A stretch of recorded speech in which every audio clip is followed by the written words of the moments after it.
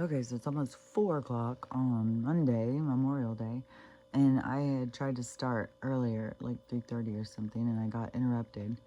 And what's weird is, so I get interrupted, and I had been sitting here for a while, and I was looking at videos and stuff like that, because I just I'm uncomfortable again to try and sleep. It's like I keep feeling these like electric shocks that go through my body. It's uncomfortable. And it just goes and goes. It's driving me crazy. And then another night though, it'll be like I'm conked out and I don't feel it at all. But anyways, last night, which it could be the towers, it could be like I don't know, like all this stuff. So I just know like I can pay attention to what happens to me. And so the so I was sitting here and they all kept staying asleep. So, or in their spots where they're sleeping. I don't know that they were all asleep. I think they're still paying attention to me. And so, right then once I start, I'm almost 8 minutes in, and I'm sitting here talking. Then Stella decides she's going to get up. She is ready to start her stuff. I'm so fucking irritated. And then, so in my mind, I'm loudly ranting. And then, but it made me start thinking about this video I had seen this morning. And then, so when I was thinking about it, I was like, oh, it was like giving myself more time. Because sometimes it's like, oh, what the fuck? Like, what in the fuck? I, when I'm interrupted all the time, then it's like, because I believe in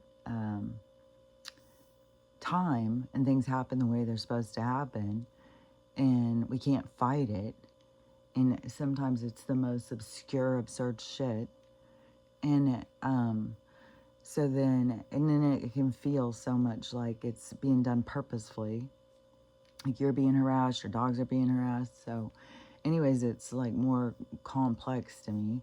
But so I tried to switch my energy.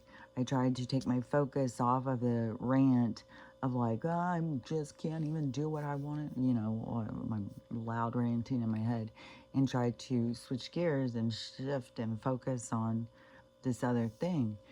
And the other thing, when I focused on it, then all of a sudden it expanded.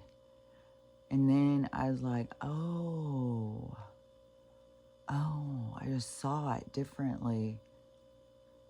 And it's not even some big thing or something, but it definitely, like, I don't know, dominoed through my mind as some other things.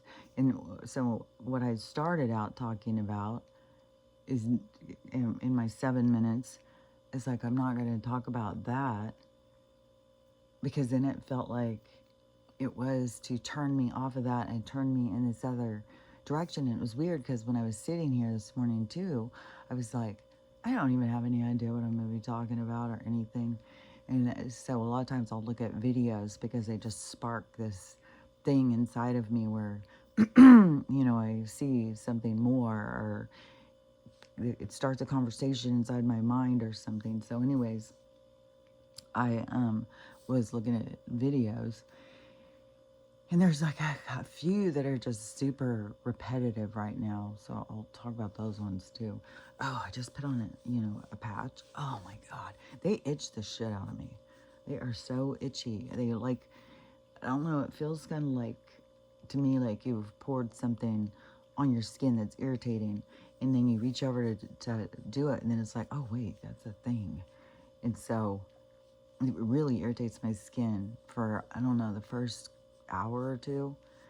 And but there's a reason I'm putting it on, and there's a video that I want to talk about that. But it was weird because I was like, I didn't know what I was going to talk about. But then all of a sudden, when I had that happen and I was ranting, and then I switched gears and started thinking in a more positive way, then all of a sudden it was like, oh, I was going to talk about this and this and this and this.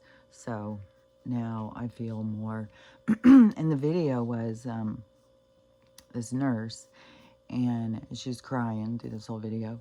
And, oh, God, so itchy. I feel like just ripping it off. But it's doing good stuff. So, the nurse in the video, she said that she had this patient last night, and that it affected her. And so I think she wanted to share or whatever. And so this patient she had was a 78-year-old homeless lady. And she was found on the side of the road puking. And so she was brought into the hospital. And I don't know, she was just in the ER. I don't know what this nurse is. She's an ER nurse or floor nurse, so I don't know. But she took care of this lady while she was there. And she said that the lady was homeless, and the lady had was so grateful. She had so much gratitude. She just kept talking about how grateful she was because she had this trail that she had found that she can sleep at, that nobody bothers her. And then she said that she was talking also about how grateful she was for her tent. She has this tent, and she said that she found during the snow that it was better not to put the tent up, to just go under the tent. And so she said it kept her warmer. And this nurse is just bawling her head off. And, you know, because this lady's got nothing, and she's old and not being taken care of, and she's out in the street sick, alone, and stuff like that. And, you know what, that pulls at our heartstrings. You know, that's what gives perspective, because you can drive past all these homeless people. They're all bottom of the streets, the drug addicts, they don't want to work, they need to get their shit together, and you just don't realize really who all is out there. And it's and then when you have the orbit in to your existence, it's for a purpose to see. And her, and her even talking about it, because I'm sure there's lots of, my stomach's already growling. I feel like this is my third cup of tea too. I already had finished two, but once she started all her business, I was like, well, fuck, I have another one. And then my stomach right away was like, I'm starving. And then, but I'm not going to start eating, because that starts a whole thing. Everybody's got to get involved. So, anyways, I'm just going to drink my cup of tea, and y'all can listen to my stomach growl. Because it's always the morning is my, I always, it's like it's like the sun coming up. My stomach turning on, like, hey, don't forget about me. I'm ready. And I don't know if it's the parasites or whatever, but if we feed our energy the way we want it to be, then no, it's just my stomach rising like the sun, letting me know that it's ready to be fed. So, because I feel like that is the better cycle to be on, is like eat when your sun's coming up, and then don't eat very much when the sun's going down. And so, anyways, it's a part of my routine. So my stomach knows, like in the morning, it's like, let's go. I'm ready. Start filling me up. And then plus I'm also weird about sugar, where everybody's like anti-sugar. But I think there's a lot of things in life that they tell us to be anti of, that I don't know. I think we're misled in a lot of directions. And oh yeah, because there's something else I want to talk about with that too, with but anyways, so the gratitude thing made me, start switching and being like, okay, I have gratitude, like, for fuck's sake. I'm always watching her health and stuff, and here she is up another morning to harass me and eat breakfast. So I need to be grateful, have gratitude for that, and not be whiny and it's in my way. So I was switching my mind, and then it was making me think about the video and what the girl had said. And she said, so when she had the lady as her patient, she started telling her about Jesus, the Lord. And I was like, I don't know. Like, these people are so connected to this story. And I heard yesterday on some video, it was talking about it's a vibration of needing a savior, like for certain souls. And however this is going to work out, this is going to be a jump, a quantum leap in their, like their, sometimes all the words, like, Like, you can kind of understand it when you see it, but sometimes the words is like, it doesn't seem, it seems like an odd word, established, but I can see it and I can understand what it means. So, but so the, so the people, so the, okay, yeah, so the people, once this stuff goes, there's going to be this huge expansion. And so wherever the people are right now, it's just, it's kind of like the jumping point. It's kind of like, and there's so much more magical part to this thing where people are so caught up in the negative when there's this huge positive thing that's happening, but they're so caught up in the negative. And so anyways, I was being caught up in the negative there a minute ago, and then I started switching to have gratitude.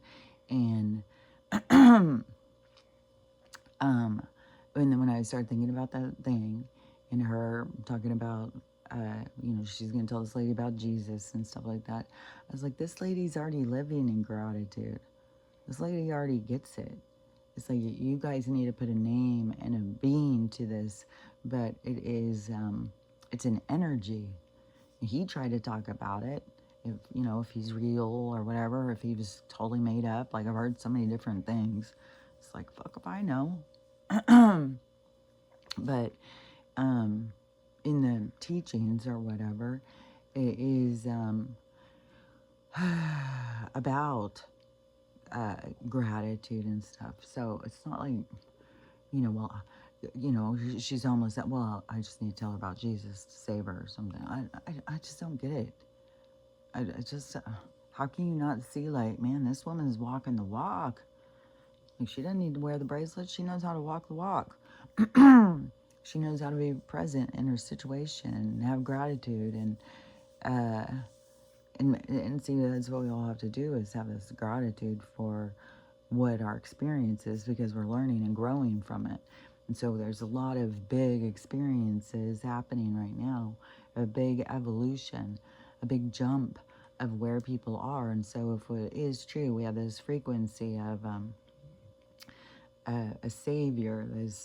It's not like, it's like they can't see the world past what the story that's written, or what they're here to complete or whatever. They can't see past that. And then all of a sudden, they're going to see past it, and it's going to open their world. And then it's what they do with it is that, going to be kind of up to them, each person. This is going to be, it's not going to be just like one thing. There's going to be a lot of things. Just think about it. Some of the people who are waking up, it brings the worst out of them. Some of them, it brings, death out in them. I just want to escape. I don't want to deal with myself. I don't want to see myself. I don't want to relive the asshole things I said one time. And, you gotta let go of that stuff. It'll kill you. It will eat you up. It's a poison. And they're not just poisonous on one level. Poisonous our minds and our psyches, our structure. So it's, hold on a second, because I had a couple of things coming into my head at the same time. So let me, let me see that. Hold on.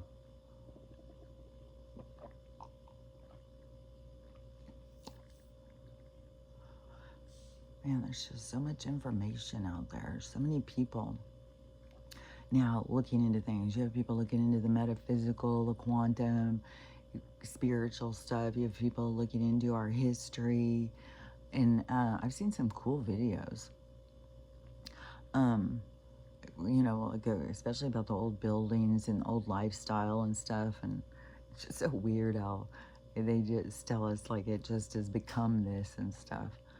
And I did see something where it said something about this reset is only a certain, it's very much smaller than what we think. And that's what I say too. I think that they've made up our history. They've made up a lot of shit. Oh yeah. Oh yeah. This Neil, the one I couldn't think of his name the other day, Neil deGrasse, it's 3 words. Neil Tyson. Yes, Neil Tyson deGrasse, and he, is one of their paid for science minds that come out to entertain us with science lies. Anyways, but I would say, to me, by appearance, it would seem that he is trying to reduce his sentence or something by being used to say the truth, because then you are kind of, it's a sense of humiliation of you contradicting yourself, and so publicly. And so that's how I pick up on it. But so now he's come out and said that there was a code or something. They figured out a code, or there's a hidden code or something. And so now he's like, we may be in a simulation, people. It's quite possible we're in a simulation. Yeah, where are they taking us, man? How are they going to get us where we're going? This is the craziest shit. So, I don't know. I don't know how this is all gonna. It's wacky. It's like, it's just so wacky. God, hold on.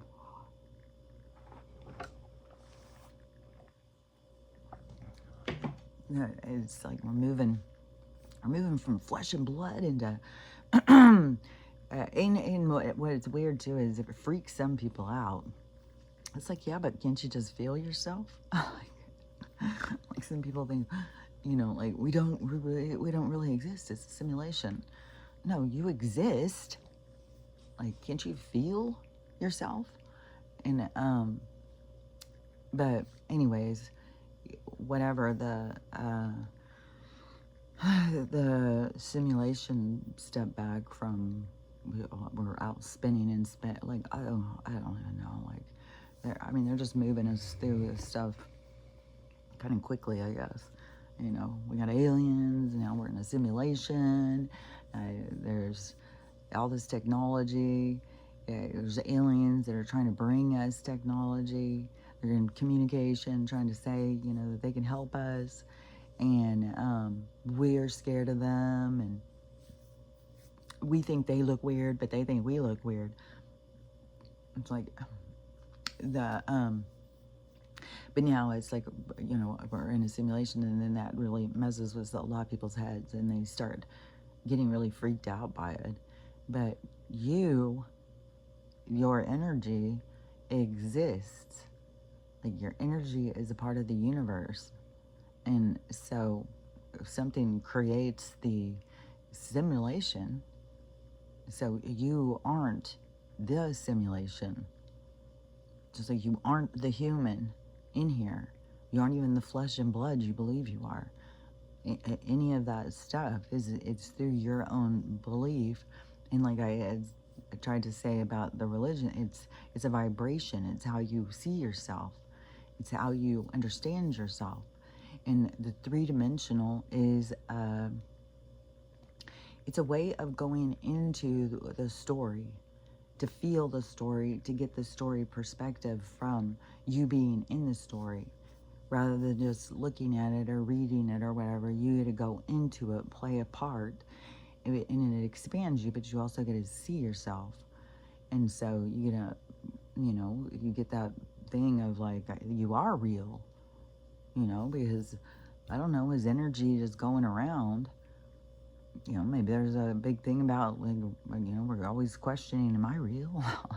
Because that is what Matthias Stefano said. When you reach the highest vibration, he said that there's nothing there. It's a void. It has no judgment, no nothing.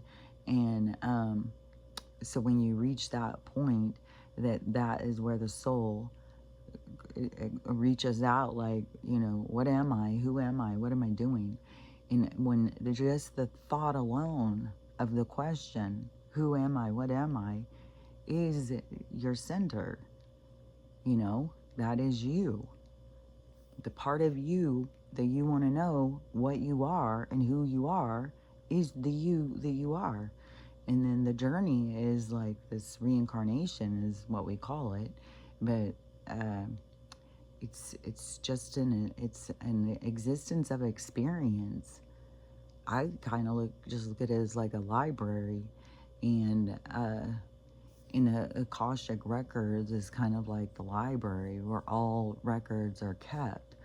But that one girl in that QHHT the other day, she was saying that um, like the galactic, there's another Akashic Records, like there's a bunch, which makes sense to me, is like, because the library of information of every soul journey here, like that's a fucking big library. And you can go and tap into different stories and stuff. You can go in, and that's kind of like your time travel. But it takes a deep focus, which there is a study out now, all these neuroscientists and stuff, they decided to study these people who didn't meditate. And so the people didn't meditate, and that was their thing, was they were supposed to meditate 20 minutes every single day. And then they watched them through scanning and stuff in their with their mind, like imagery. And then what they saw was that their brain was growing and activating more cells and stuff. So meditation is good, but you can know when you go into introspection and a reflection, you it is like a growth. It is like an expanse. Like, man, some of this stuff is hard to explain. It's just like it's like it's not just the day happening. You're going in and reliving it. You're going in and looking at it. You're going in and giving it value, giving it validity. So the introspection or reflection of and some people do use meditation for different things. Like some people just go in primarily to connect with their higher selves or whatever. But to me, it's just your mind kind of thinking and showing you things that it's like a wrap up. It's like the past couple hours, this has gone on, that's gone on. You're caught up in the sweep and the energy, and then you sit down and like, okay, so what just happened now? And you replay, you go through it, you re-experience it, and you see it in a different, more productive way. So of course, then your brain is going to expand more because you're turning on the lights. You're turning on more lights. You're not just on autopilot, just go, go, go, go, go, go, go. You're stopping and reflecting and thinking about, what am I doing? Where am I going? What am I doing? Who did I talk to? What did I talk about? Was I happy with what I said? What did they say? What do I think about what they said? So it's like a whole replay of things to me. And that's not, I mean, I meditate, like, to me, I didn't ever call it meditation. I didn't ever call it anything before. Even when I had started with that Reiki group, that meditation group, I was trying to learn how to meditate and stuff. I didn't, because I've been just doing it naturally since I was a little kid. I didn't realize that I was already doing it. So when I would sit and listen to these people, and I'm like, I'm not doing that. I'm going to try that. Then mine is I just kind of stare off into space. Kind of like what I do here, just kind of stare off into space, only I'm not staring at a blank wall. I see movies and I see things and I hear things, and so it's like a whole communication. And if I don't get interrupted, I can stay there and just, I don't even know for how long. But that was the part of like what I would get into trouble at school and stuff, and that's where, I would get labeled as what was that called? Like, it had a term for it. A daydreamer. That's what it was called, a daydreamer. Like, yeah, it is true too. Oh, I told you that was a weird way to lay. Just turn and lay the other way.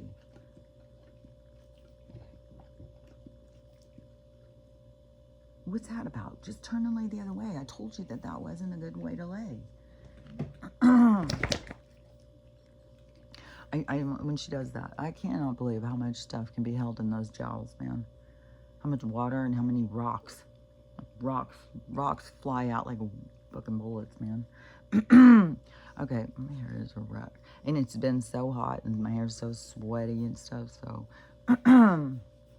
But I'm not going to go in and run and shampoo it every time it gets sweaty. I'm back on the thing of trying to figure out, like, what can I use? I've been having that rice water shampoo, but I just feel like all these shampoos that these people say, oh, this makes your hair grow. So it just makes my hair fall out. And I totally don't get with those chew things. I'm like, I don't see some big thing. I'm back taking 4 biotin a day though, so we'll see. And right away, as soon as I start, my nails start growing. So, I don't know. I know selenium deficiency and zinc deficiency can affect your hair. And so I taken selenium and zinc and stuff, but then you don't know like how depleted you are on some of this stuff. Like my daughter told me yesterday, she stopped taking magnesium because it wasn't really doing anything. It's like, you're not taking enough. You got to take a lot. And I've heard so many doctors, like, you need to take like 500 milligrams at a time, and you can even take 1,000 milligrams at a time, and you need to do it several times a day, but you need to do it towards the evening, not in the morning. The morning is when you need to take the other stuff. Like, there's a whole way that your body processes through different things, but the magnesium is more in the evening or later afternoon, and then definitely when you're going to sleep. But you need so much. Like they said, you can't overdose on magnesium. You can take as much as you want, and your body is going to just keep using it. It's not going to pee it out or whatever. But you know what? Another thing is, I have noticed my pee smells.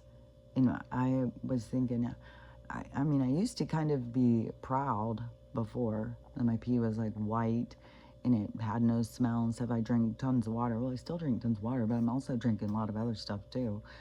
And,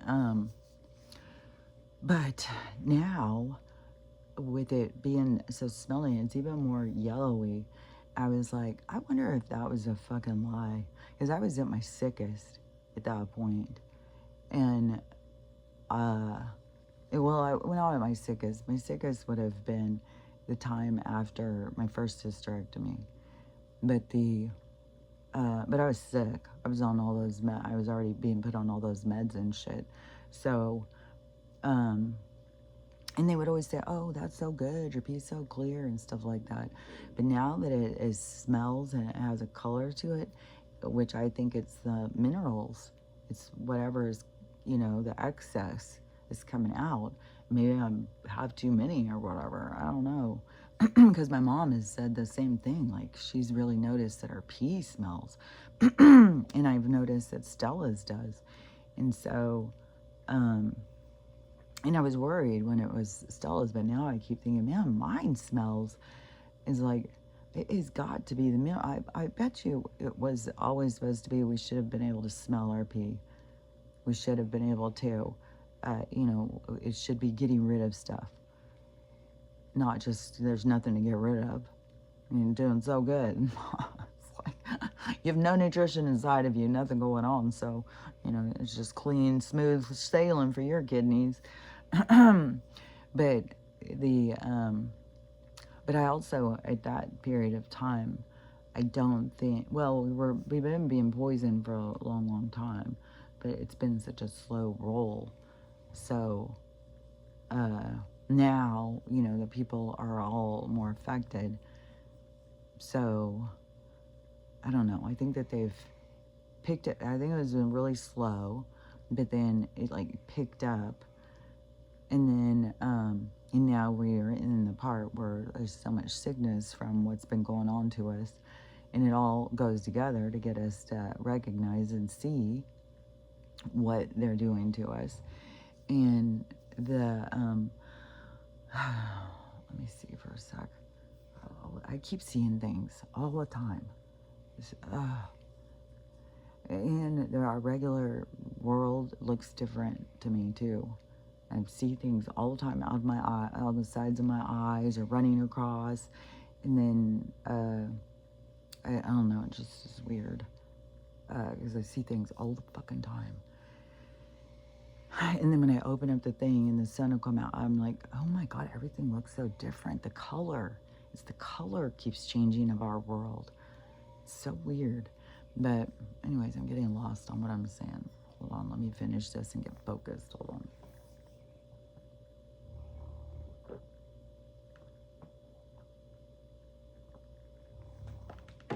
So, the, I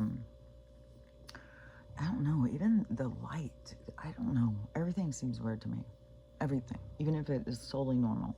What time the birds start singing, what time the sun starts putting light, I don't know. Everything seems weird, though. Everything seems so fucking weird. So, let me think. Where was I? Because I keep wanting to switch over to this other thing, but I know I'm leaving this stuff off, and I know yesterday I left something off, and I was going to say it, but then I forget. I need to keep notes. But I always think, like, when I start talking, though, that whatever it is that I'm supposed to say will just highlight in.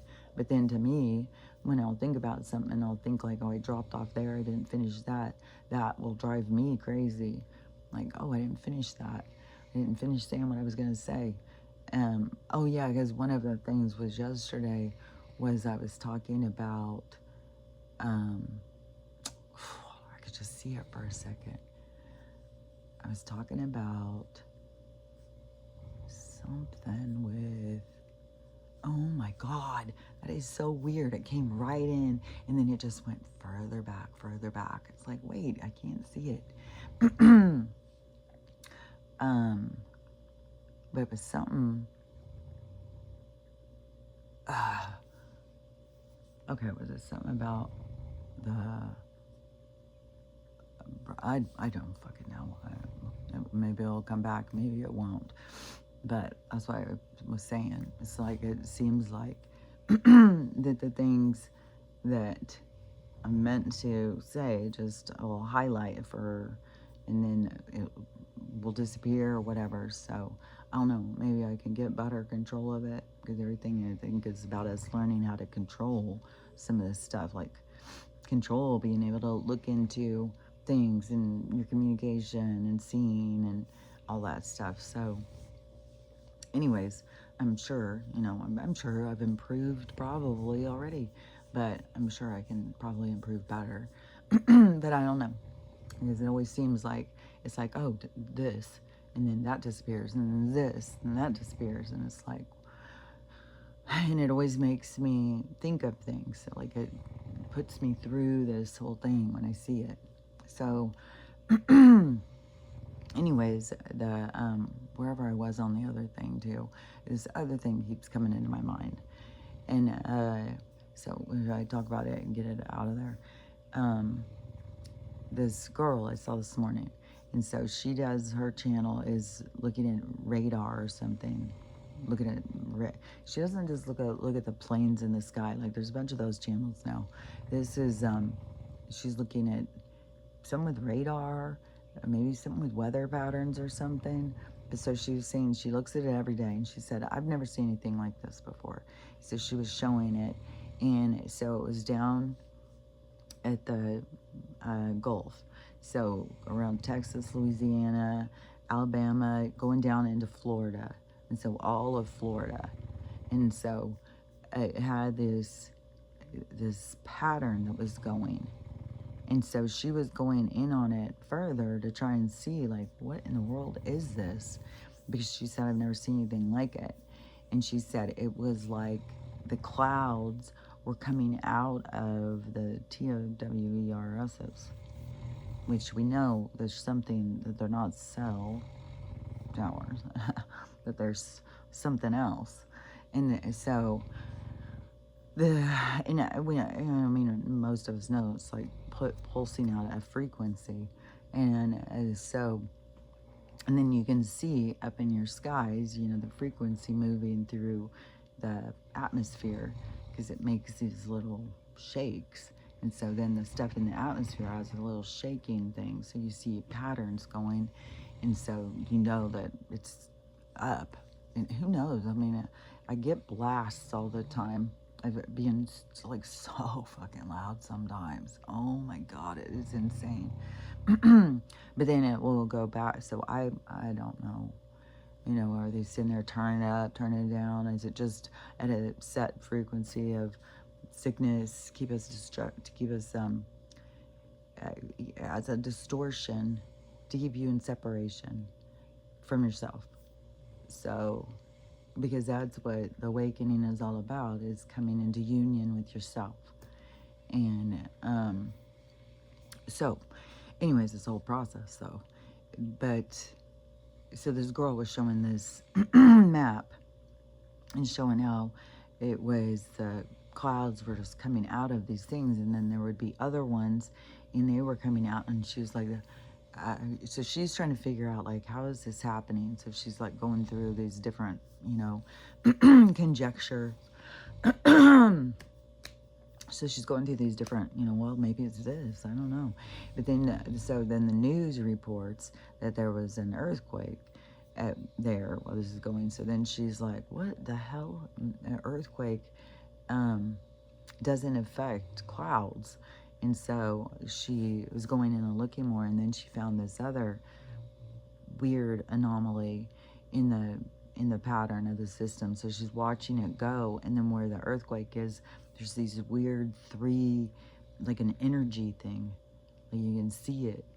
So I don't know. I mean, we know that they're fucking with it. We know they've got these machines and technology to do all this stuff, and we do live in a habitat of that they created to control us and to just use our energy, and which is kind of like to terrorize us and make us think that it's so funny too, because it's like they look at us like it's a joke or something, like, because it's kind of like we are so powerful, but they can trick us into thinking that we're so small. And so it's kind of like a joke to them. Like, oh, really? Are they that big? Are they that smart? Are they that this? Because we can't see it in ourselves. And so we are dependent on this reflection back, and then they control the societal norms, or the reflection that is returned. And so it creates a distortion, and it creates a lot of unhappy, insecure. It's just a huge distortion. And but it's just weird, because it's like they look at it so much like, well, you kind of, I see it kind of like how I said, as a soul, you go into this game that you're going down in vibration to go into this experience, which it seems kind of like it's addictive or something, to want to see yourself, to feel yourself, to be yourself, to, as an energy. And so, some of us addicts that come in and go experience ourselves, then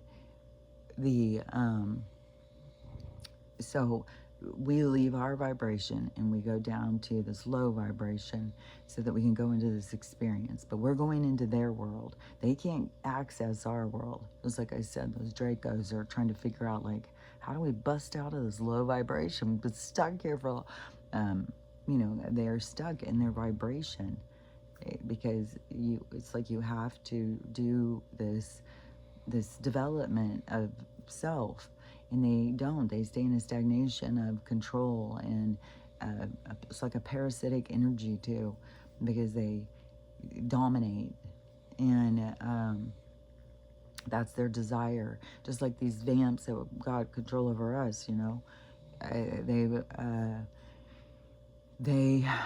their desires are, about control and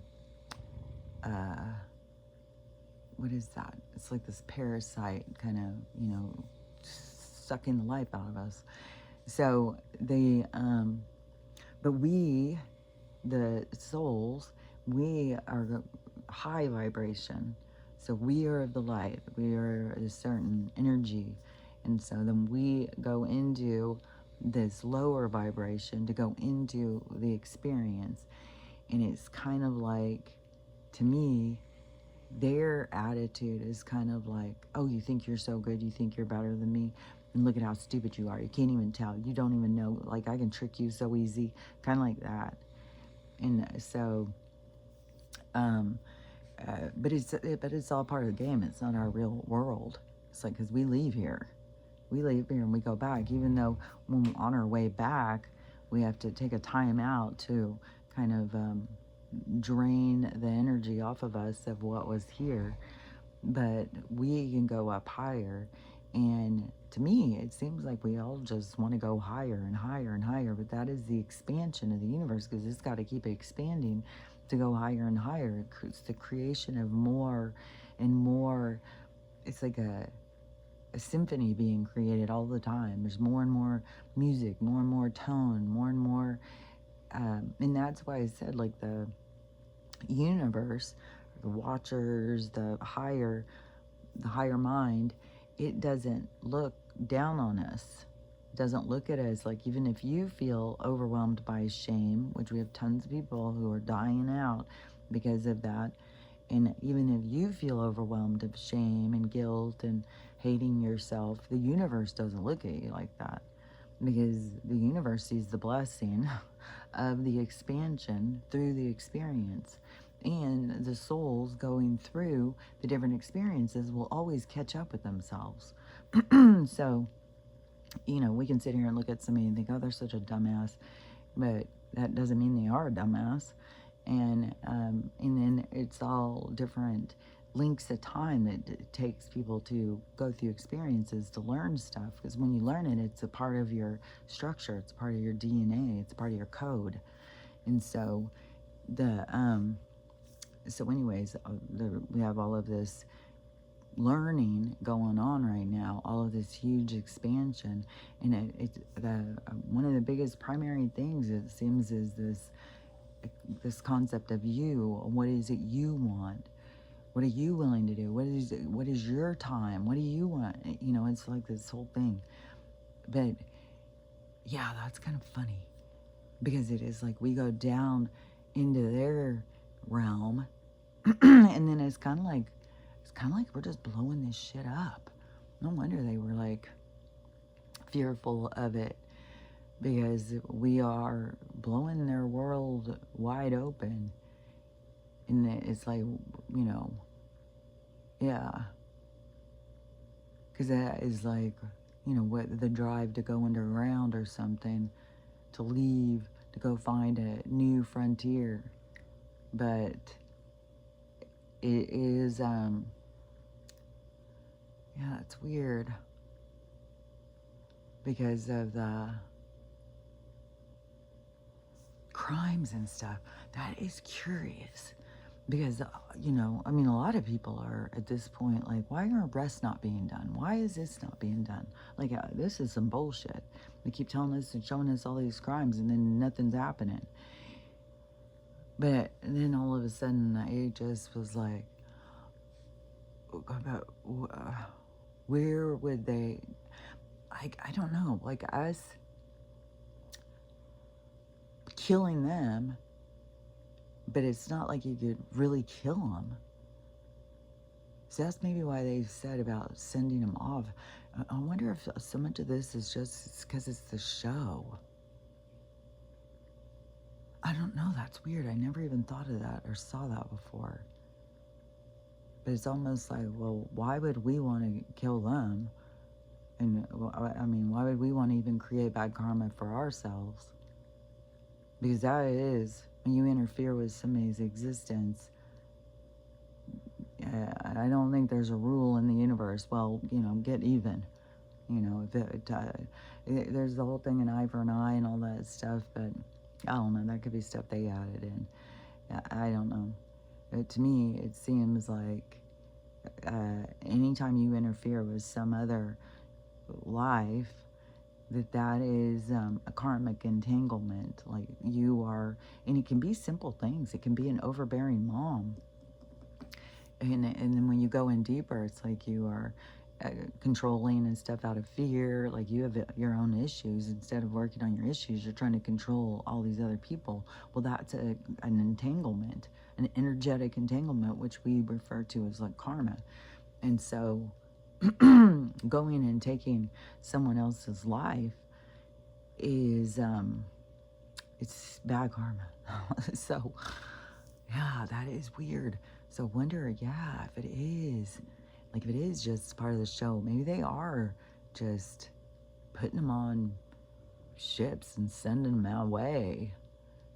But in the energetically, we are separating from them. Like I had said, and it almost makes them invalid. It makes them like not have any place, not have. I mean, what are they going to do without us? They don't know how to take care of themselves without using other people.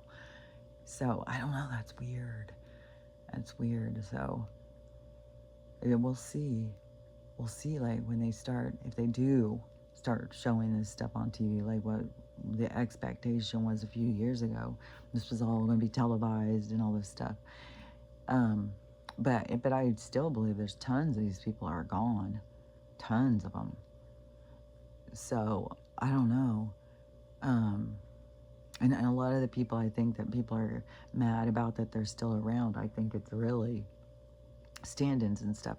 And it's all to show this stuff. So instead of ripping the Band-Aid off, they're just taking it off slowly so that we don't lose our minds, or certain people don't lose their minds. They're just trying to slowly get people to realize things.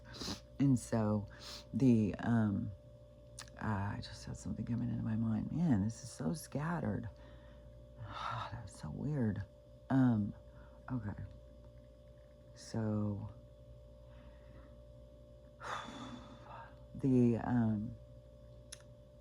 the people. Okay, so Neil deGrasse, freaking saying that shit. It's freaking irritating. There's so much stuff. It's just such bullshit. People wanting these people arrested. But I think that these are all like stand-ins or clones or something. I don't know what the fuck they are. More weird shit on Steve Lawrence too. Fuck. I mean, there's somebody who says they're watching the trial and all that stuff. And they said that Steve Lawrence was the one who wanted, what's his name, killed? Cedric the Entertainer, I think. Maybe it wasn't. It was some competitor, I guess, to him. If they were going up against each other for roles or something. I don't know. But so he wanted him taken out. And who knows what their beef is. I mean, these people are always, their solution is just constant this murdering. So that so supposedly the Dillards took care of that. And that's a part of the blackmail. But then there's another thing going around saying like, oh no, he was invited to a party a long time ago. And then he was getting, you know, in compromising positions. And that's when the footage was, and so he was being blackmailed since then. And then there's a whole other thing that says that him and those two guys have been in a relationship for 25 years. So, I don't know. I just know that this world is full of shit. What it's full of. It's bullshit, bullshit, bullshit. Oh, yeah, and there's a whole bunch of people now that are freaking out about the AI stuff.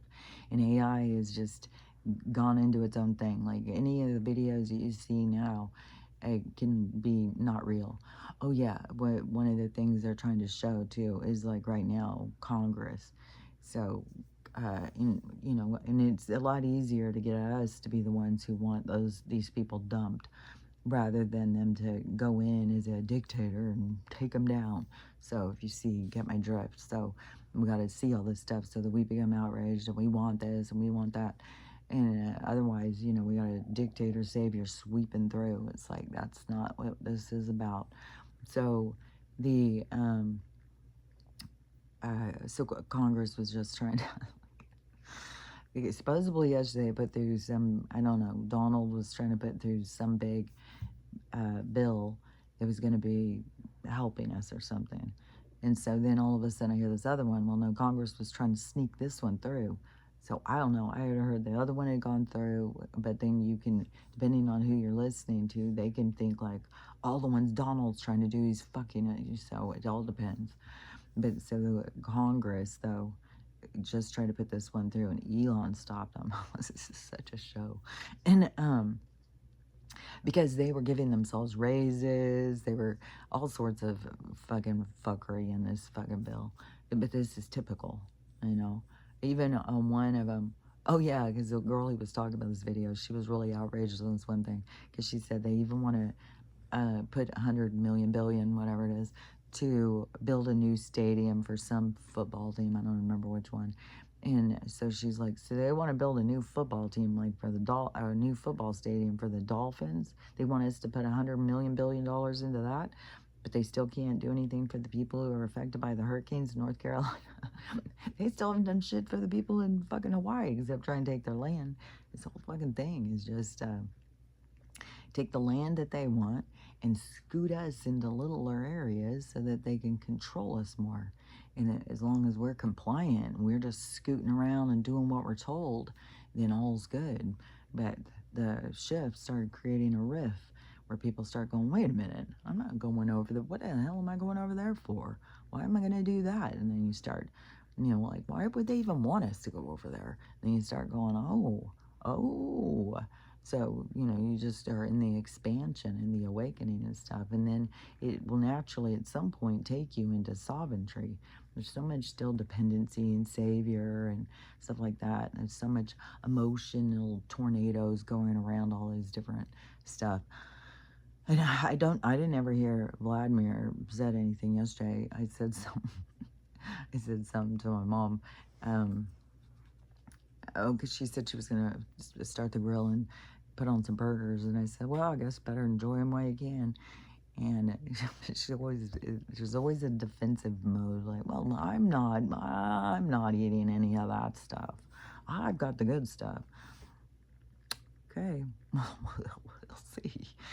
She did start saying, I need to find a farmer where I can just go and, you know, that does it, so you can go buy it direct. And so she found one on one of her podcast things, and so she was like, oh, I'm going to start doing that. But I'm like, well, you know, we'll see, because they're going to start releasing about the Soylent Green. And she's like, well, I haven't been eating that. Bet your ass if you are, I would say probably in a lot of the countries, but bet your ass if you're American, if you've ever eaten any kind of, especially any kind of sausage or even bacon. Bacon is fucking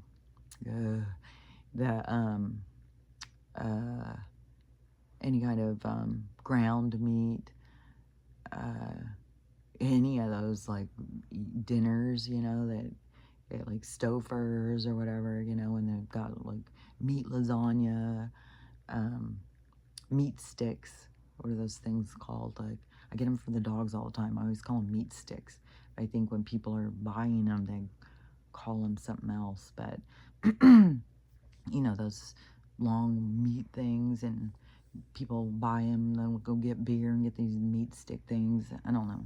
I've seen a lot of people do that. But those meat stick things, my dogs like them. And, but any of those things, and it's not me just saying this. I mean, Finkelstein himself said this shit. And he laughed about it. He thought it was hilarious that we're so stupid. You know, they would sit there and put this stuff right in our food. And he calls us golems or something. Like, we're not even, he doesn't even refer to us as humans or anything. It's just this golem or some bullshit. It's like they don't look at us like we have any value. Well, we're about to fucking rock their world, I'll tell you that. We're going to flip their shit upside down, because they don't even know what it's going to be like when the energy shifts. And some of these people, like, there's people I think that do know that it was coming, and they knew what was going to go down, and they were trying to stop it. Like I said, they were looking for certain DNAs and stuff. And this is the thing too. that I was seeing yesterday was that they were looking for certain DNAs, but it's not in the DNA structure. It's like how their limitations in their science and understanding, because it discounts spirituality, and it is an imprint that is beyond what they know how to monitor.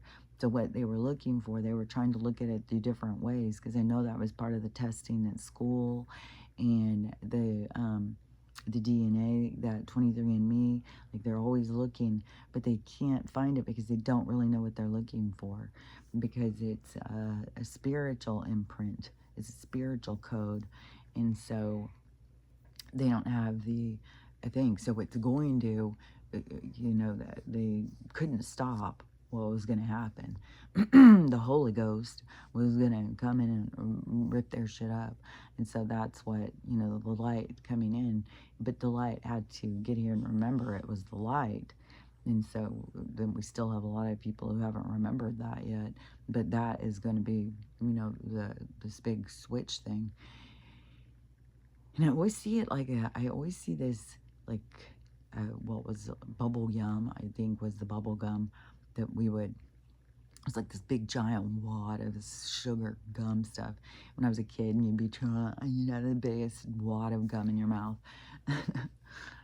We also had huge jawbreakers we would eat. And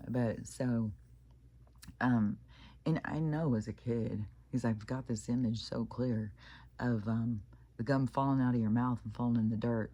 And I think so many times, like, you'd pick it up and you'd want to eat it again. And then you'd be trying to pick the dirt out of it and stuff. But that's how I see what is happening here, is that it's like the gum is separating from the dirt, the dark. And so it's this pulling out, but there's all this, like, darkness in it. There's all this, like, dirt specks and stuff in it. And at certain times, there's a whole bunch of dirt. But see, that is the specks that are left are going to be the people that can't break free from that energy. But that doesn't mean that they won't. As soon as they pass out, as soon as they leave the game, they'll go back to themselves. So they're not going to be stuck here. Like, that is a complete misnomer or whatever. It's not a truth, I don't believe. I believe that you're always going to go back to your higher aspect, and you are just as ancient as the rest of these motherfuckers. They just stay in their, well, you can't say they just stay in their same body or anything. Oh, yeah, and yesterday also, too, what was that? Because I had this, all of a sudden, this realization, too, with the Anunnaki thing.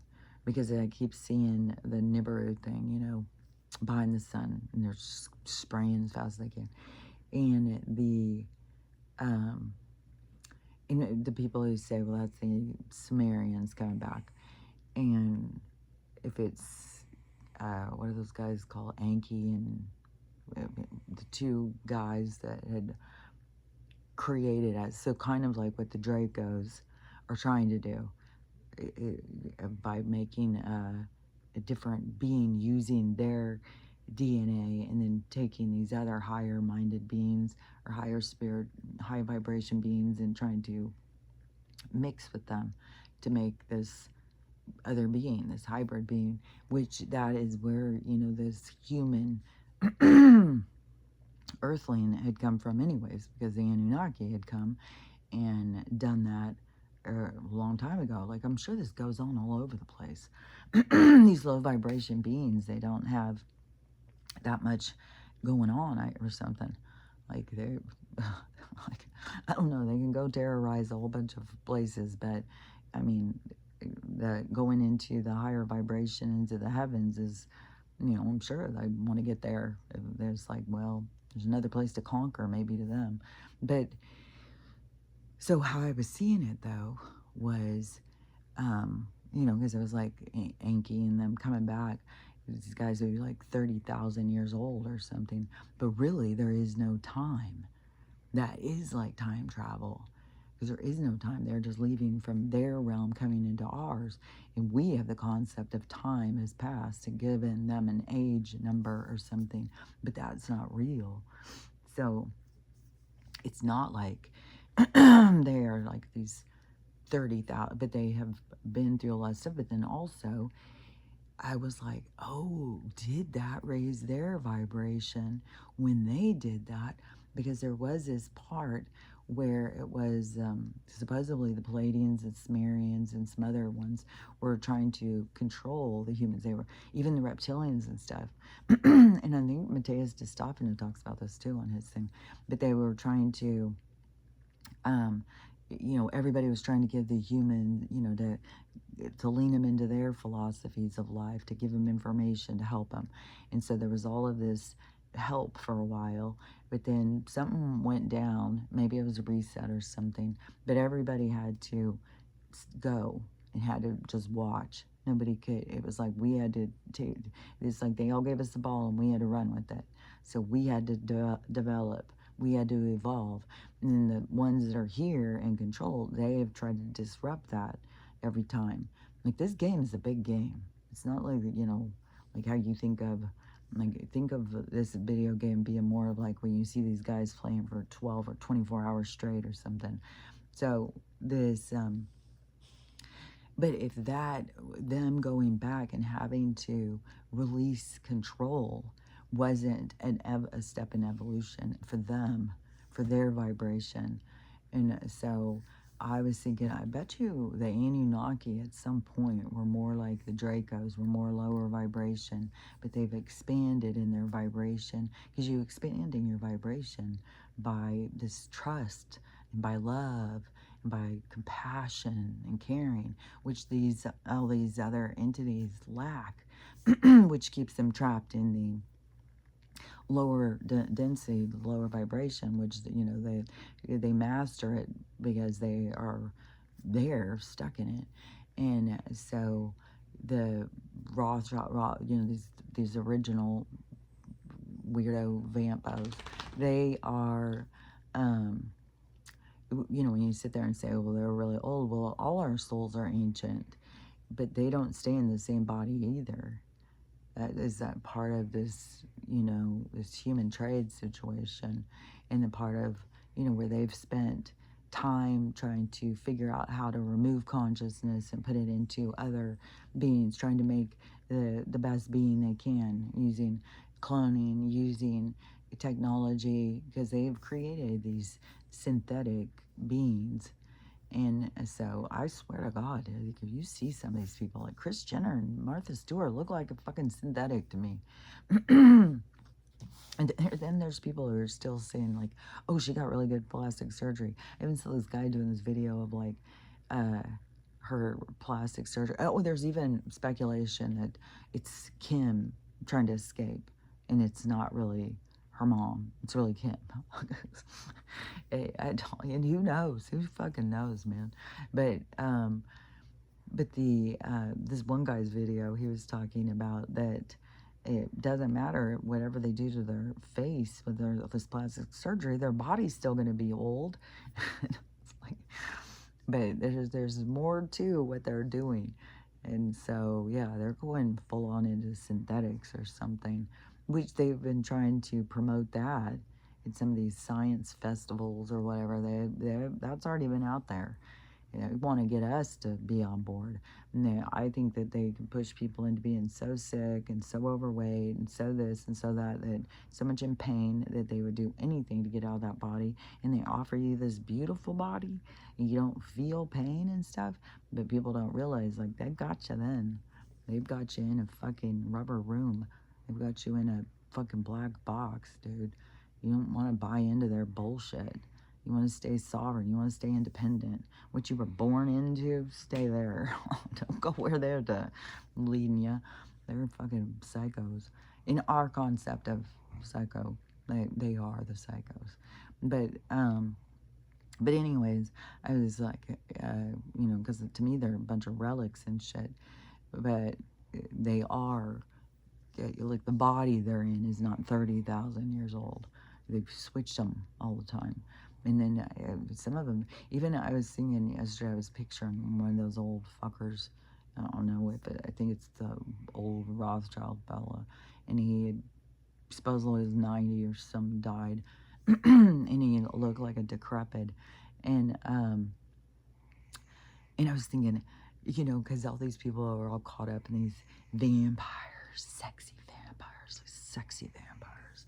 Yeah. This, they're trying to get us to accept, you know, it's kind of like in our heartstrings, kind of like show these movies. What is the one? The Yeah, Brad Pitt.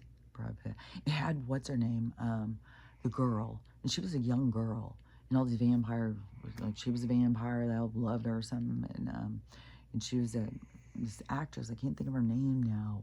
I really like her, but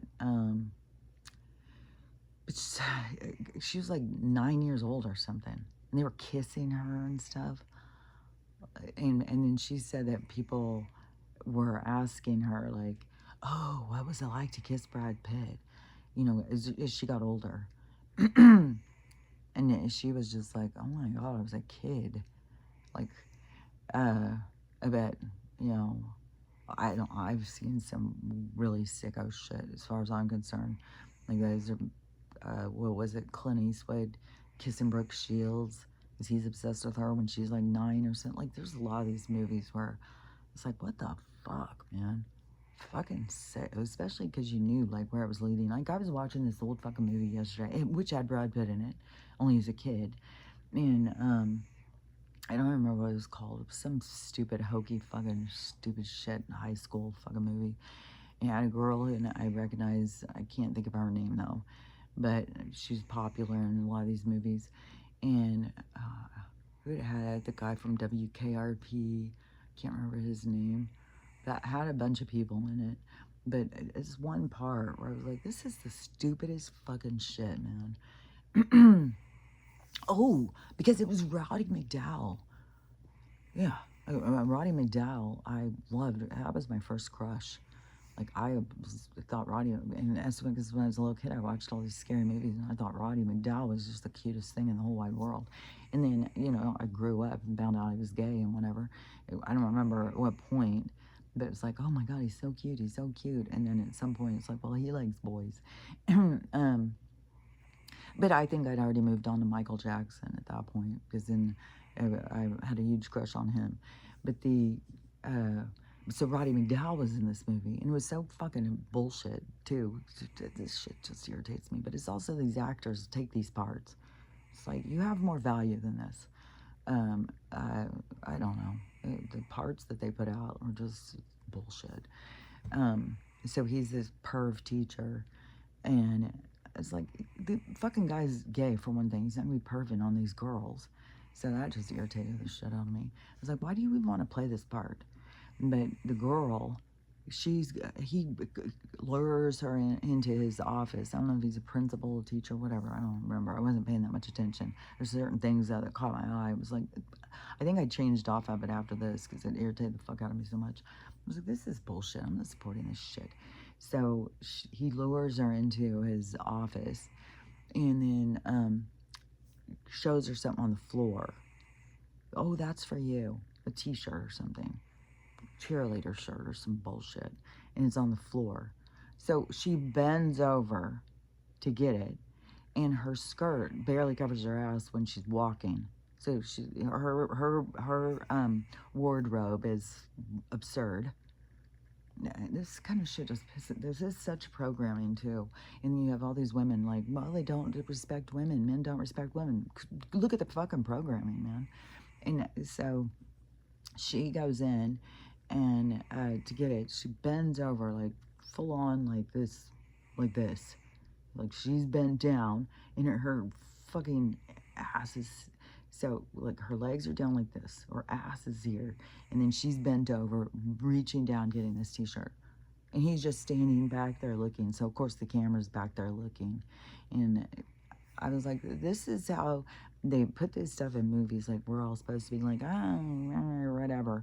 But they really put it in for this other crowd because it's fucking nonsense. And I can't even believe that some of the stuff that we've accepted along the way, and they were always perving in these movies.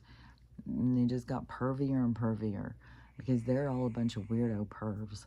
And the people who have the money are a bunch of fucking weirdo pervs.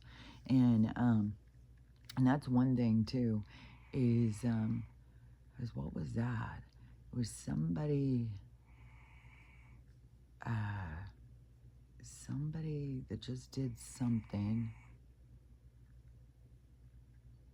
Oh, one of the things I saw was somebody was talking about John Hamm, and so this is a part of their filter system. So John Hamm went to some college, and at that college he was a frat boy, and in this frat he was the king master.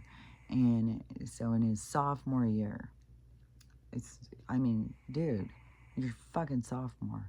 He was such a fucking dick, and there was charges made on him for hazing, and it was violent and brutal, and you know, a kook, like just a fucking dick, man. And so then, you know, he went on to, you know, get all these big parts and shit, making a lot of money and getting, you know, that's the thing too. This is a part of our society that's kind of sick, is that somebody can be a total dick, but if they're in a certain position or have a certain amount of money, will automatically get respect. You don't have to know him. You don't have to know, like, you know, what does he do? Like, and we've been experiencing this for years now. All these people who we've looked up to, and we're supporting them and shit, and they're out, you know, assaulting and, you know, all this fucking shit. So, anyways, this, oh, get back to see it again. This guy,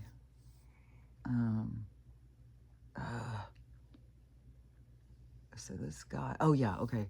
So, but to me, that is what I have been saying for such a long time, is the filter system.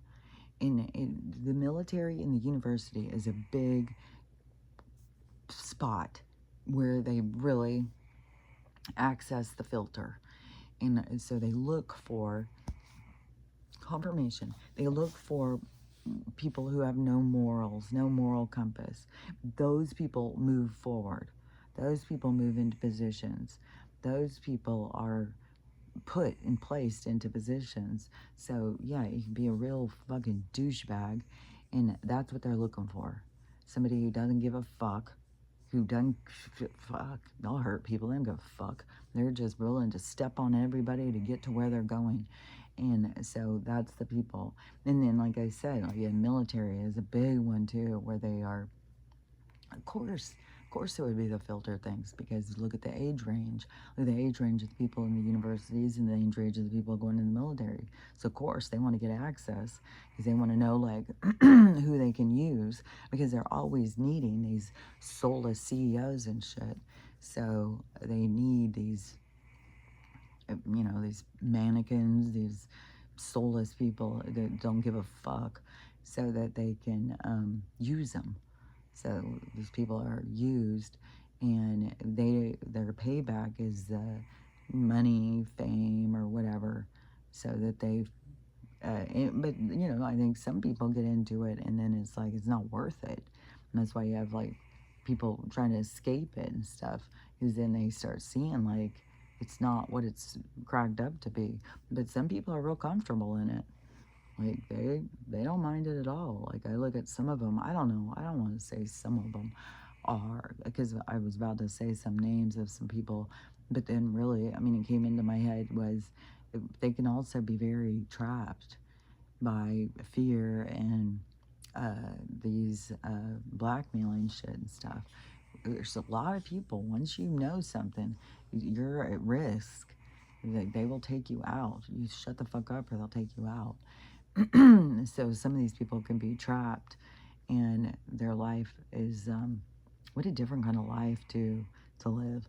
You know, we think they're living some glamour life, and really they're living this hell, trapped in this thing that they don't know how to get out of. So, but that's the way gangsters work. Like, it's always been a thing. Like, you want out of the gangster, like you go, like, this is like, I've seen this in so many movies back in fucking New York when it was gangster time, and people, like poor people, because poverty creates criminals.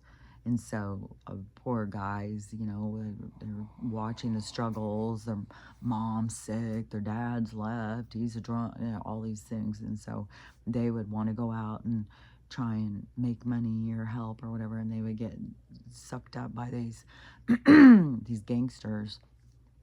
And if they were willing to do whatever, so that they could get some money, well, after a while, either you get with it, you're okay with it, or your soul starts going like, this sucks, man. I don't want to do this. And then, but then you're trapped. Is the only way out is they won't let you out because you know too much. And so, well, there's a lot of people, I would say, that we probably look at as like, oh, they've got the life, man. They're so lucky. But then there's other ones. It's like, well, you were at the party. Like, there's video footage of you, with children and shit. So, I mean, how far are you going to go with this? So, I don't know, because a lot of these people, it's gonna all be being exposed. But it's almost like a humiliation ritual. Like, and like I said, and a part of it seems to, like, it's almost like a redemption. Like, to go through the humiliation almost takes away some of the bad karma that you created or something. But I don't know. Like, we'll just keep seeing as things go. I just know that there's a lot of these people who aren't going the same places. We're not all going the same place. That's what I do know for sure. There's a lot of realities that are going to be opening up. It's not just one. There's going to be a lot of realities opening up during this, and people are going to be going in all different places. I just know that this one that's programmed into me is this Age of Aquarius one. That's what I'm here to. That's what I'm here to experience or to talk about or to have an understanding of or whatever. And I understand that it is a transition. It's a transitional reality. It's a learning as you go reality. It's a growth expansion. It's a big expansion for the universe. And so, and in order to do it or follow through, you have to recognize yourself. You have to see yourself, and you have to connect to yourself. And in the connecting to yourself, that connects you into the higher mind, which connects you into everybody else. But it's a process because most people are programmed and they're established in their biases. And it's so crazy. I just can't even believe how many, you can talk to people and people don't realize their own biases. They don't realize, like, their own attitude and stuff.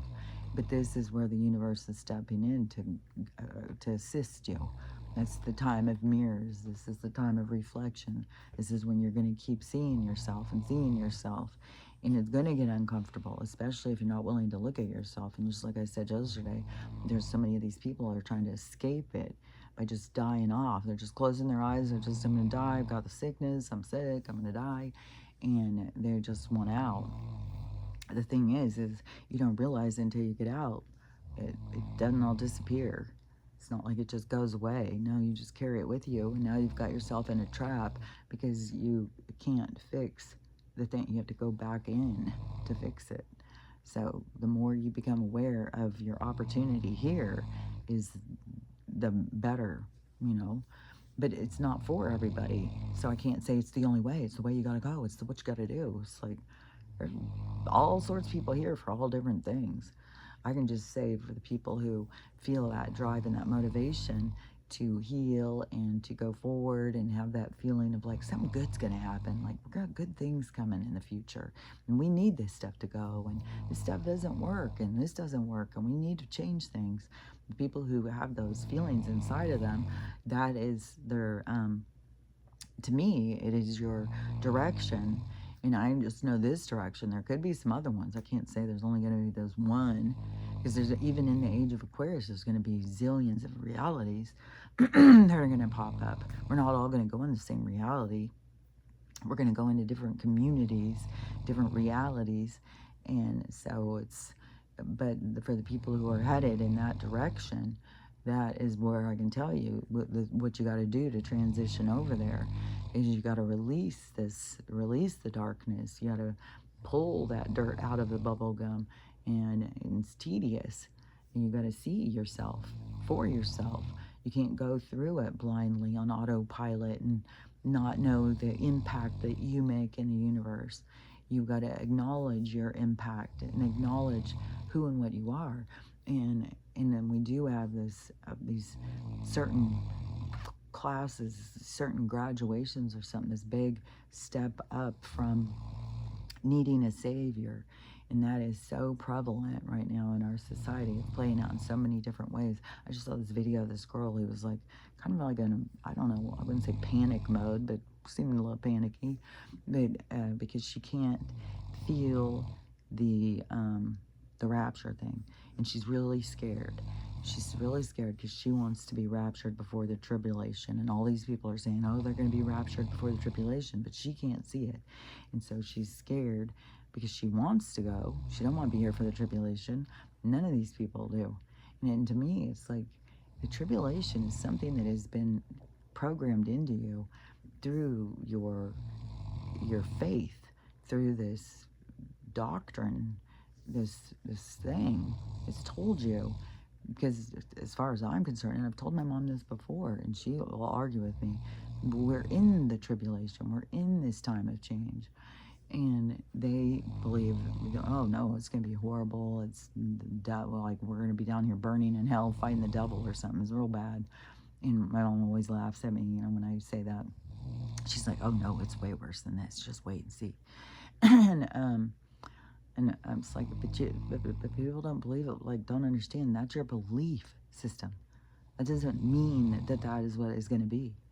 And they're so programmed into it that it's so fearful, like, oh my God, I've got to get in on, God, and it's like, but there's a whole group of us that would say, like, that's not real. As a matter of fact, I've even said my own self, is that I believe the rapture is the separation from the low energy. So if you're going to be rapturing, it's just the separation. And so depending on which side of the rapture you're on, are you the ones that are going towards this way or going towards that way? And so, and that's going to be based on your vibration, based on what you're here to learn and experience. And the more forthright or the more active, the more intentional that you are in your healing, the more you're directing yourself towards where you're going. So in this transition is where you have to release all these things. But so anyways, you have all these people who are really hung up on this savior thing, but the savior thing, it holds you back. It doesn't, you don't grow, you don't expand, you hand your stuff over, you wait for someone to fix it, and it's like the opposite. It's like that is like their default, to keep you trapped in smallness, is waiting for a savior to take care of it for you.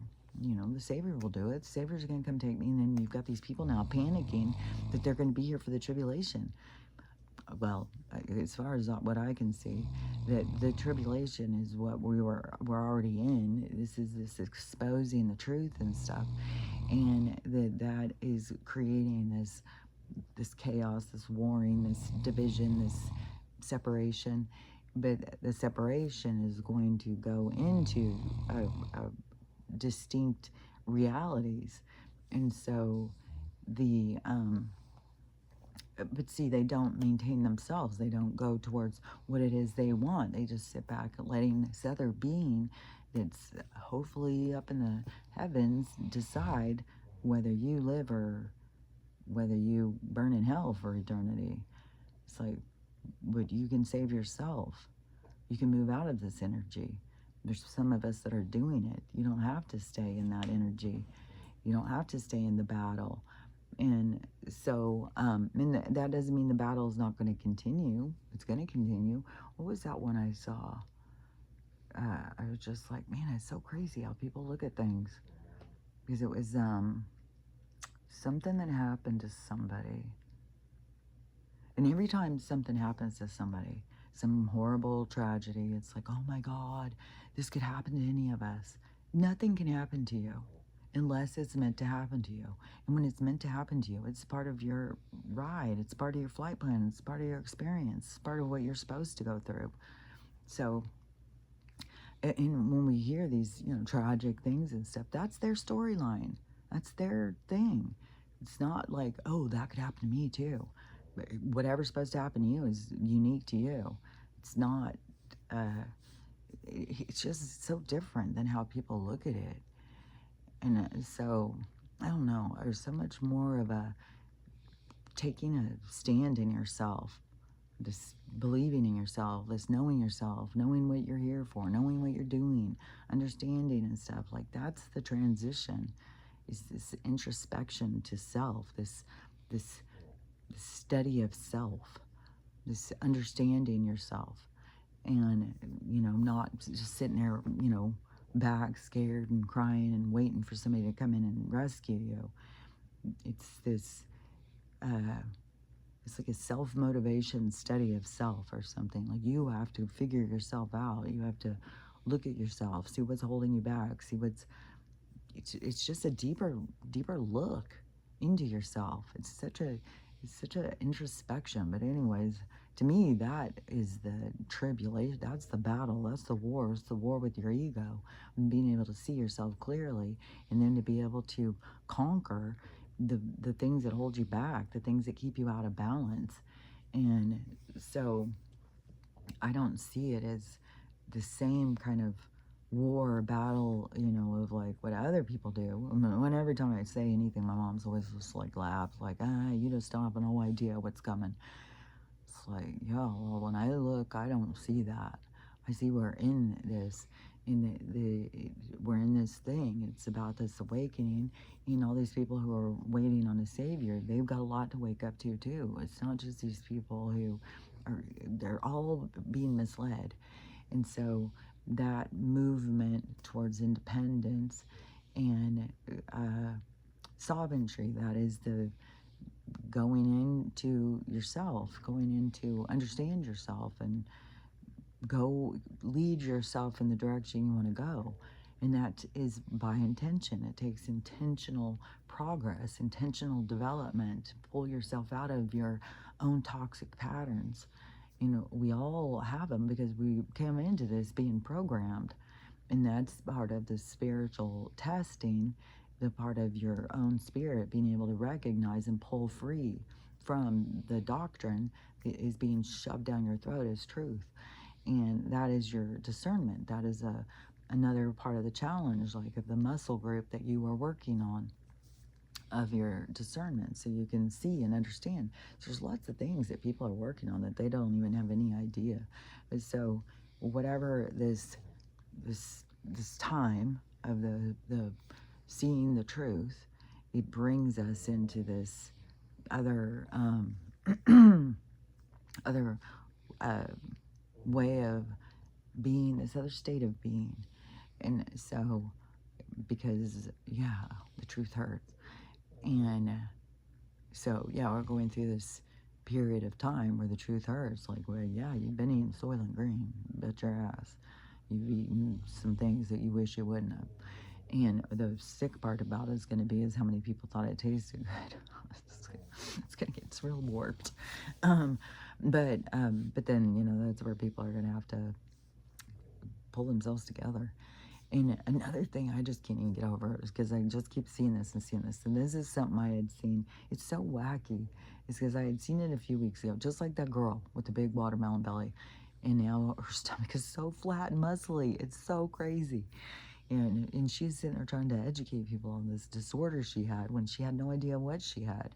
And then people went in and told her. She goes in and she gets this whole, like, it's just the craziest story.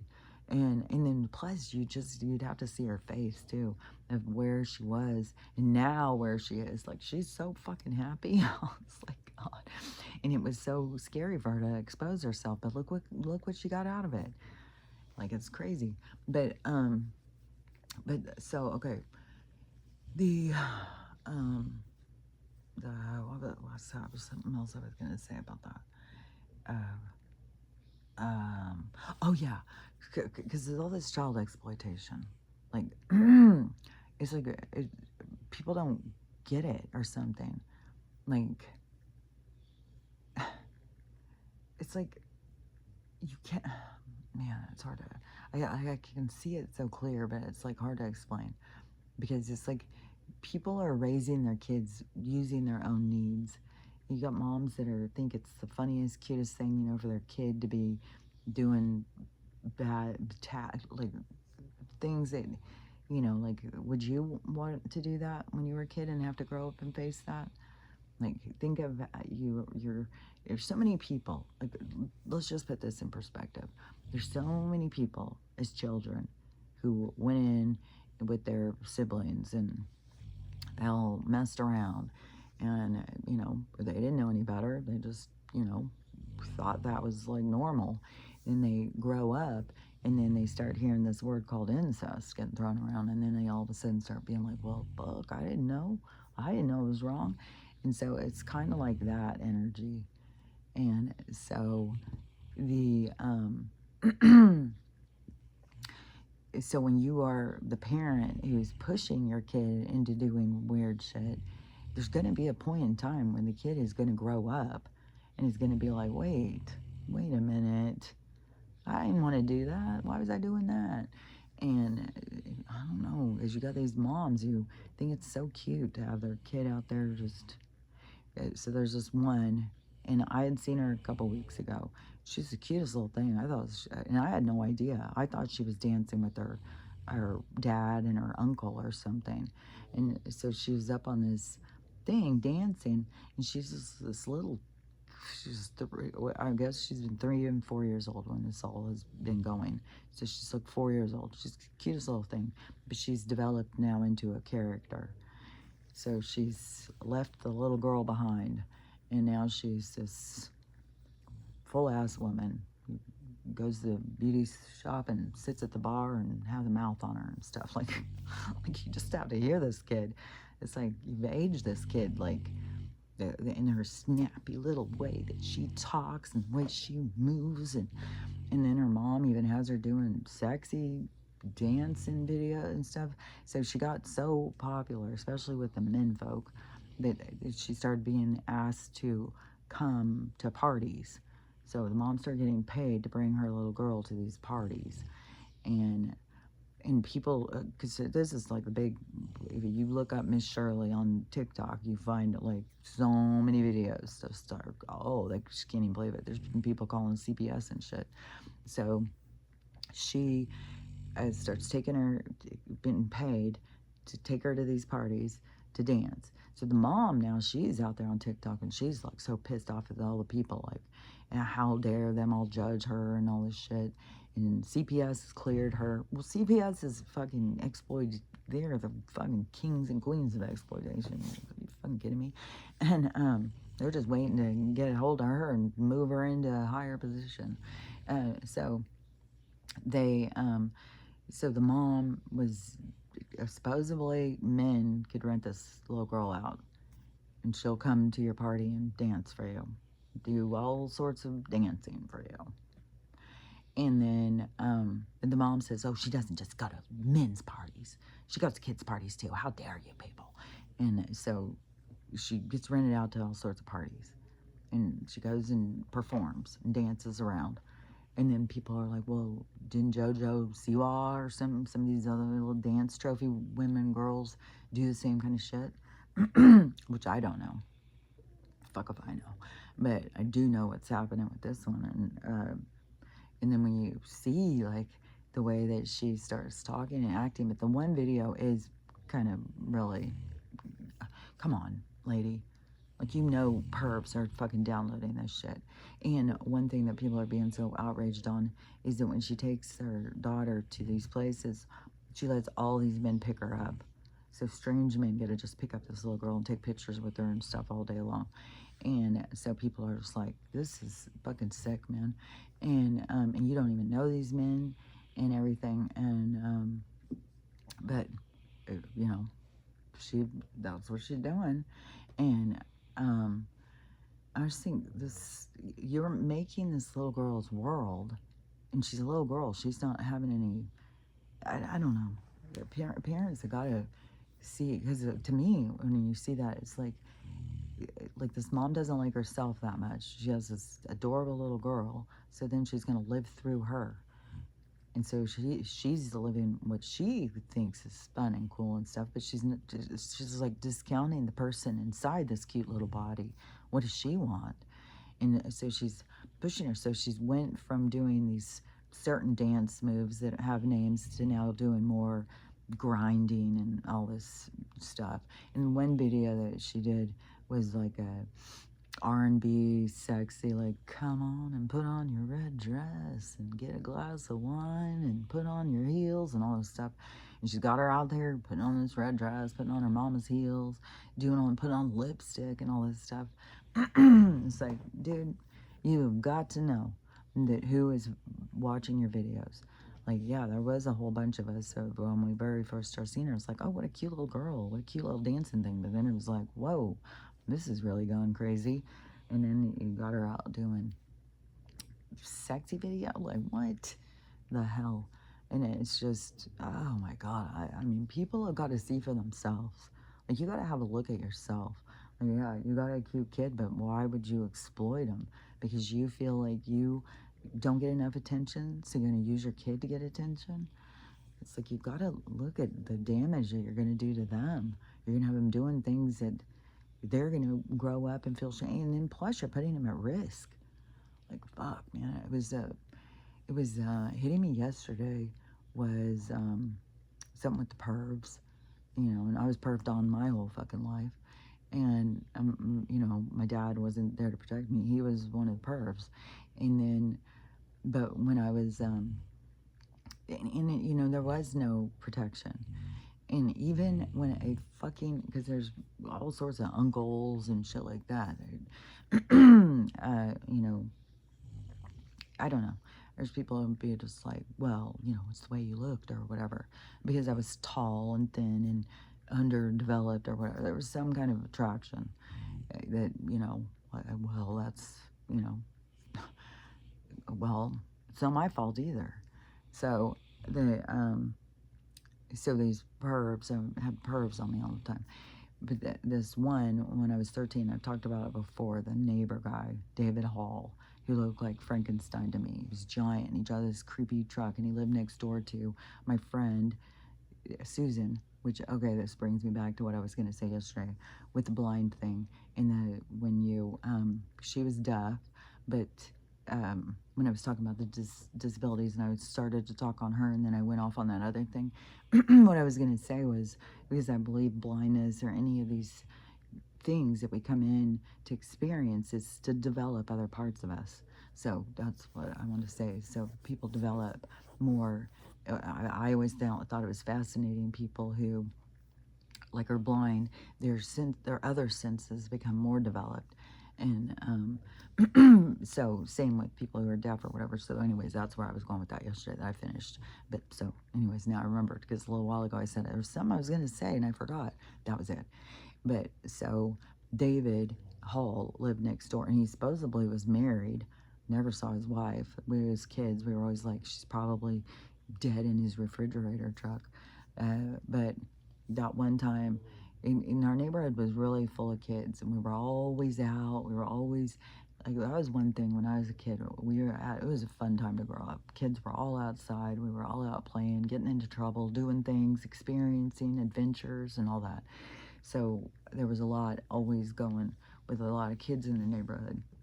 But this day was just me and Jennifer. And Jennifer wasn't, but she was my sister's friend. So she was like 2 years younger than me. And my friends were Robin and Lori and Susan. They were my age. And then my brother's friends, which they were like a year and a half, so they were a year younger, a year and a half younger. And so then he had all his friends, then my sister, and then there was some girls. Oh yeah, 'cause Chloe. Chloe was kind of in the, I think she was like a year, maybe at my brother's age. So it was like she had to go up or go back to the different groups of friends because all of us were a certain age. So anyways, this day I was with Jennifer. And so I was 13. I think she was like 11. And, no, maybe she was 10. Yeah, I think she was 10. And so we were just out walking. We were both outside at the same time or something. So we decided, well, let's go see what Susan's doing. Let's go see if Susan's home, because nobody was out. Nobody was around. And so we go walking over to Susan's, and nobody was there. So we go up and knock at the door or whatever, and then nobody's there. So we start to walk off.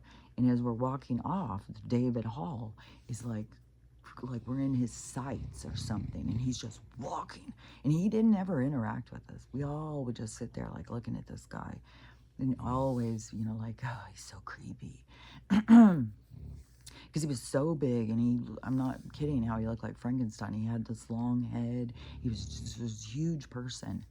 And my dad was big. This guy was just, it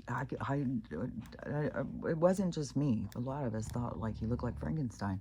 And so anyways, he's coming over, just walking like with such determination, just dead on with us.